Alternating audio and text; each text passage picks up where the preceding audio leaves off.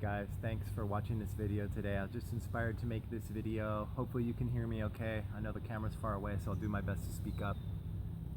I'm just inspired to do this video today because there's so much energy swirling, there's so much going on. Summer solstice is today. Happy summer solstice, you guys. Summer is upon us. Blessings for that. And yesterday we had the full moon, and then not only yesterday and today, both. We have a day called International Surfing Day that was developed by the Surfrider Foundation in 2004. And just to bring awareness to the sport of surfing, this magical sport that we all enjoy and its benefits.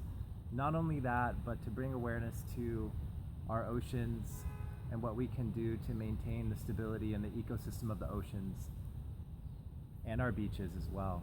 So if you want to know more about that, you can go to surfrider.org/ISD for International Surfing Day.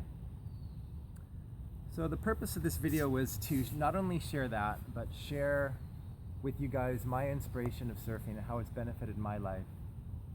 And also, we're going to do a pop into summer, learn how to pop up on the board, and some surfing techniques later on in the video that I'll share with you guys. So stay tuned for that. Oh my goodness, so where do I begin, you guys? Oh my goodness, surfing. I started when I was 12 or 13. We used to take off school and leave probably at 4 in the morning to get to the beach to Malibu before the crowds came. And surfing, I remember one time we surfed at full moon and it was like overhead waves and just so magical. It's so amazing. You know, the inspiration during those earlier years for my surfing was really around the stoke of and that feeling of riding the waves. And of course that's always there in surfing, but surfing can offer so much more to us. I mean, there's being a part of nature, being a part of something larger than us, and feeling that rejuvenation and the relaxation of that. And just, I think all of us know that we are nature, we're a part of nature. So being a part of nature is huge, especially in the ocean, and surrendering to that flow of something larger than us. Learning how to surrender to that energy is amazing and quite an interesting lesson for many people. Learning to trust yourself out there, acceptance. You know, if it's a windy day and or you're just not catching waves and you know it's rough out there, learning to accept that, learning to trust that you're safe. Fear. I always say fear is false evidence appearing real. FEAR. So that's a good one. But learning to get over your fear. You know, surfing is such a visceral, somatic-based experience already. So when you can overcome your fear and get into your courage state in surfing, you can access that anchor, you know, and that memory at will. And so I've actually created a system, a methodology called Surfing for Empowerment to help people access their flow state, to access presence, to access their peace of mind and their joy, and basically feeling empowered using surfing in the ocean as a catalyst. So I love sharing this gift with people and the joy of surfing and the ocean. And I'm just so grateful that we have the ocean here in San Diego for everyone to enjoy. Beautiful natural resource. Oh man, what else can I share? Finding the balance of doing, which would be paddling for a wave, and surrendering and allowing the wave to take you, and surrendering to that energy. That's a great lesson, and it's so symbolic of life. There's so many parallels and symbology of surfing in the ocean to life. So a lot of us push and do, but when do you know, when can you refine your awareness enough and your intuition enough to be able to surrender, to allow that wave of life to ride you? And how can you do that and make it an art and do it with ease and grace? So, oh, what else? There's just so much. There's so much more I can share, but for the purpose of keeping this video short, I just want to share that I'm just been so inspired, and it's been such a beautiful part of my being to have surfing a part of my life. And it's really molded me and weaved a web of embodiment in my being being a part of the ocean and being able to surf all over the world. So I just feel so grateful for surfing and for the ocean. And I might share some more. Nothing's coming to me now, but I would like to now get on the board and actually share some pop-ups with you guys and how hopefully you'll get some value out of that and how to get out there. If you want to learn more, of course, shoot me a message and we can get one of my instructors to help you with surf lessons. And of course, if you're interested in Surfing for Empowerment, I'm offering a promotion right now, which you'll see up top, 20% off. So certainly contact me if you have interest. Or you can go to surfingforempowerment.com and watch my 3-minute video. All right, guys, so check it out. When you're on the board, when you go out there, a lot of people make this mistake. They're either too far up or too far back on the board, okay? So I'm gonna keep this pretty short and sweet. Of course, more detailed lessons are probably necessary, but here you go. Feel for the back edge of the board like that, and then move up just a little bit, maybe a few inches, right? You wanna paddle one stroke at a time. One stroke is from here all the way through to here. A lot of people just stop here, okay? So you wanna cup your hands, flex your pecs, and breathe. One entire stroke is the entire length of an inhale, and one entire stroke is the entire length of an exhale, okay?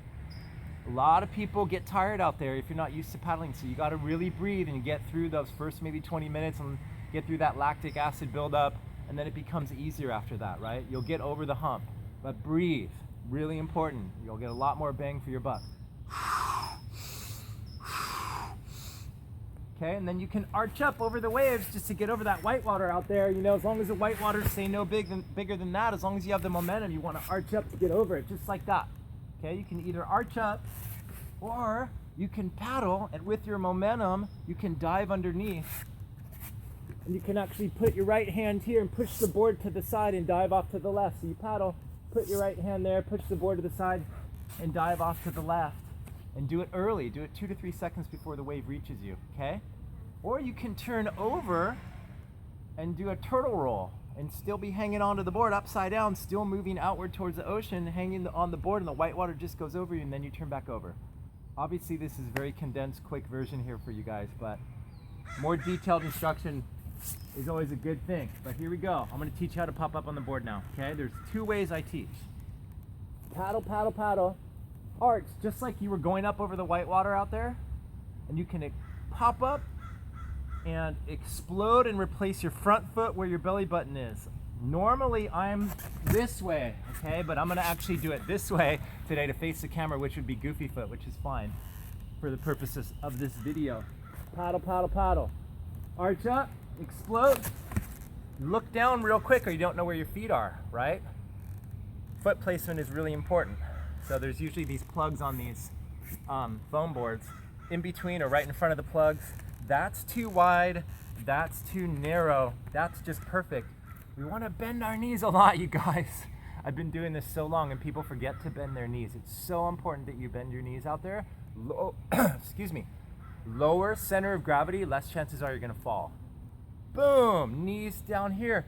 If I say here, you're going to end up here, that's fine. If I say here, you're probably going to be standing up too much. Bend your knees a lot, knees forward to feel the weight on the balls of the feet. A lot of people bend their knees a lot and they fall backwards this way because their weight's back, right? On their heels. So that's why I say knees forward to feel the weight on the balls of the feet. It's kind of subtle. It's almost like you're stretching your Achilles. Okay, so feel for the back edge, move up a little bit, paddle, paddle, paddle. As soon as you know the wave has you, or if your instructor's pushing you, he'll say, now, arch up, explode. Look down, adjust. If you don't look down, you don't know where your feet are. Kind of the cosmic joke on that one is no one looks down anyway. So that's why I give you yoga mat exercises at home to practice on a yoga mat and do your pop-ups, hopefully with your favorite music playing in the background. Okay, paddle, paddle, paddle, arch, explode, look down, adjust, and you're surfing. If you're going down an open face wave, you want to put more weight on your back foot, okay, so you don't nosedive the board. That's really important. I'll teach shuffling in a second. I'm going to try to speed up here. Here's the other way if you can't pop up like that. It's an easier way. Paddle, paddle, paddle, arch. My left foot, for the purpose of this video, is my back foot, so I bring my left knee forward, whatever your back foot is. Straight up and down, 90 degrees. 1 here, 2 here. Not here because you're gonna fall. Woohoo! Right? So we go here, 90 degrees and 90 degrees. 1, 2, stand up, buckle your shoe. All right, check it. Paddle, paddle, paddle, arch. 1, 2, stand up, buckle your shoe. It takes a little longer this way, but there's more chances are you're gonna get your feet in the right spot on the board, okay? Paddle, paddle, paddle, arch. 1, 2, stand up, buckle shoe. I actually stand up on the front foot just enough to pick up my back foot and place it where it needs to be, because if I just turn, my foot might be off. So stand up, pick it up and place it. Just stand up a little bit to pick up your back foot, maybe just that much, and place it right where it needs to be, and then down, knees forward, okay? One more time. Paddle, paddle, paddle. Arch. 1, 2, stand up, buckle your shoe. Do it fast, you guys. I can't say it enough. People hesitate a lot out there, so you want to get to your feet as quick as possible. I promise you won't get hurt. Just don't dive down, okay? You won't get hurt out there. Just do it quickly and get to your feet, because the hesitation kind of messes people up, and then before you know it, especially if you can't get far out in the ocean, you're already close to shore. So you want to get up as soon as possible so you can get that ride, get that flow state going, right? So that's the 2 ways that I teach to pop up. If you want to shuffle, say you can't get that far out in the ocean, right? And you're close to shore. Well, sometimes you lose power a lot, especially if you weigh over like 150. You might lose power on that whitewater, lose speed. You need to shuffle up on the board. So shuffling, back foot forward first, and then front foot back to move back. This is the shuffle, okay? You just shuffle about that much. Shuffle up, shuffle back, shuffle up, shuffle back. Okay, if you do front foot first, you end up with too much weight on your front foot and you nosedive the board. And there's lots of movement. Look at all the movement when I do my front foot first. Now watch. Look at my core. No movement. And I'm just shuffling like that. That's all I'm doing. I'm keeping the weight on my back foot, by the way, so I don't nosedive. So when you're losing speed and you're on a small whitewater, you can do that. I can ride a whitewater probably this big all the way to shore. I might be like that, but I can do it, okay? So shuffling is really, really important when you lose speed. And then you can keep riding that whitewater. Shuffle up, shuffle back, shuffle up, shuffle back, turn. More weight on the back foot. Last thing I'm going to teach you guys. More weight on the back foot, shoulder and hip together. Turn like that. Okay? More weight. It's like 70% actually on the back foot. Like when you're going down an open-faced wave, you want to put more weight on your back foot so you don't nosedive. I think I said that before. You also might want to angle your board so you don't go straight down. Angle it to the direction that you want to go. Maybe 30 degrees. 45 might be too much, but 30 is good. Last thing, more weight on the back foot, shoulder and hip together, and turn. That's how you're going to turn. So, that being said, I hope that was helpful for you guys and that you learned something. This is the first video I've ever done with surf instruction, believe it or not. I don't have any out there, so this is the first one I've ever done. And I hope that that's helpful for you guys. And what else do I want to say to close? I'm just so grateful for what I do. So grateful that I can help people have big breakthroughs and transformations in their life using surfing and the ocean as a catalyst. And I've seen some people that have just so many breakthroughs out here because it's such a visceral, somatic-based experience already. And because of that, the anchor and the memory is so strong. And so I use certain techniques, neurolinguistic programming, meditation, visualization work, and breath work, tapping, whatever might be needed intuitively in the moment for each individual, for them to be able to access whatever they need in their life. Wherever they feel stuck, whatever they want to live more into, to feel more joyful, whole, and peace in themselves, and empowered. Surfing in the ocean is an amazing, amazing catalyst for that, you guys. So please contact me if you'd like to learn more. I'm happy to help and serve you. And I guess I'll close with saying that my blessing and my hope for everybody is that they see the ocean as this beautiful place of peace and joy, beautiful place of solace and vastness. And we can give all our problems to the ocean and personalize the ocean and let the ocean wash away whatever doesn't serve us anymore.